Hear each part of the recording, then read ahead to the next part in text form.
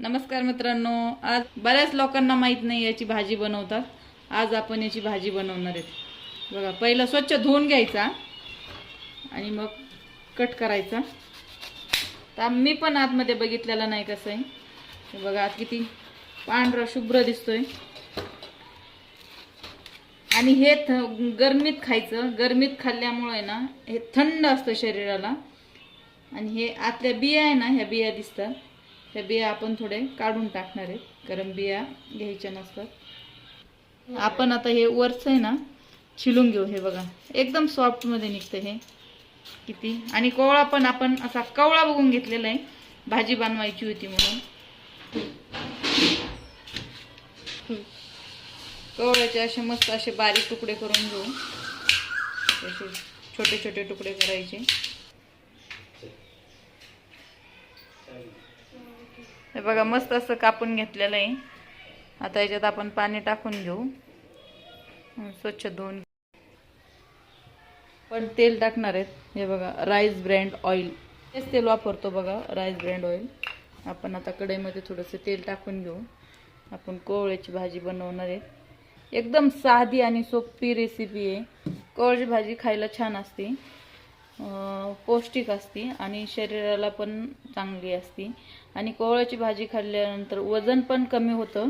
हे बघा, पहिलं आपण थोडेसे मोहरी टाकून घेणार आहे. थोडीशी मोहरी तडतड झाल्याच्या नंतर थोडेसे आपण, हे बघा, थोडेसे जिरे टाकून घेऊ. आता याच्यात थोडीशी हळद पण टाकू. हे बघा, हळद पण टाकली आहे थोडीशी, आपल्याला लागेल तशी. आणि थोडंसं आपल्याला चवीपुरतं, जसं तिखट लागेल तुम्हाला तसं थोडंसं तिखट पण टाकून घेऊ. थोडंसं मसाला पण आहे, गरम मसाला, तो पण टाकून घेऊ. आता हे बघा, आपण थोडी, हे बघा, आपण कोवळा असं मस्त कापलं होतं, ते याच्यात टाकून घेऊ.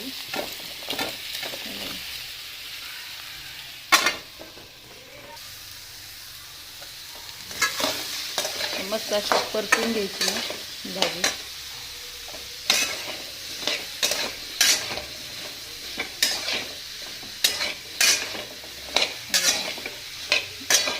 परतून घ्यायची. बघा, आपण त्याच्यात आता चवीपुरतं मीठ घालणार आहे. जेवढी भाजी तशी त्याच्याप्रमाणे मीठ घालून घ्यायचं.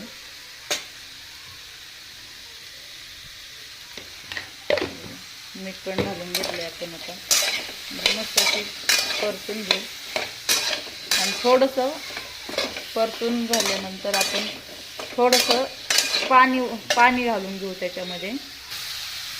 याच्यामध्ये आपण आता थोडंसं पाणी घालून घेऊ. थोडंसं पाणी घालू आणि आता कमी गॅसवर आपण मस्त झाकण मांडून ठेवू, म्हणजे मऊ शिजल. बघा, चला तर मग बघू आपली भाजी झाली का. बघा, 5 मिनिटं आपण झाकण मांडून कमी गॅसवर ठेवली होती. आता आपली भाजी तयार आहे का आपण बघू.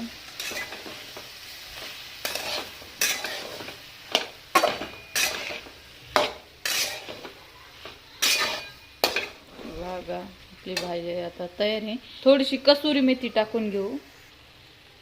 हे बघा, अशी मस्त आपण आता हातात थोडी चुरगळून घेतलेली आहे. याच्यात मस्त असं टाकून देऊ कसुरी मेथी. आता पूर्ण मिक्स करू, अशी मिक्स करून घेऊ.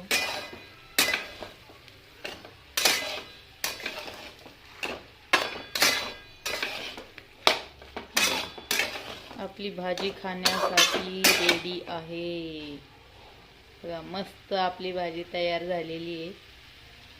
जर आवडलीच तर लाईक, फॉलो, सबस्क्राईब नक्की करा.